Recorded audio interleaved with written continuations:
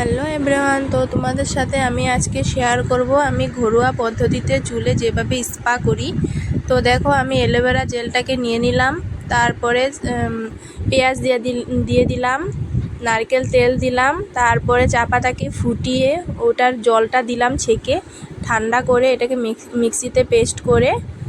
তো দেখো, আমার চুলে এখন লাগাবো। তো দেখো, এটাকে পুরো একটু ঘন ঘন করে, বেশি পাতলা করিনি। তো আমি একাই লাগাচ্ছি, কেউ একজন লাগিয়ে দিলে ভালো হতো, কিন্তু ওরকম লাগানোর মানুষ নেই, তো আমি নিজেই লাগাচ্ছি। আমি ভালোভাবে পুরো চুলে লাগিয়ে নেব। তো দেখো, আমি পুরো চুলে লাগানো কমপ্লিট হয়ে গেছে।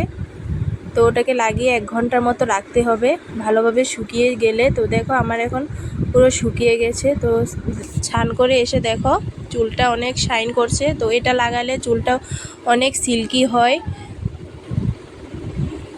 পুরো সিল্কি হয়ে যায়। তোমরা ট্রাই করতে পারো, সপ্তাহে একবার লাগাতে পারো। তো আমি সপ্তাহে একবার করে করি। তো দেখো, চুলটা অনেক শাইন করছে। তো ভিডিওটা তোমাদের ভালো লাগলে লাইক কমেন্ট করে দিও। সবাইকে টাটা।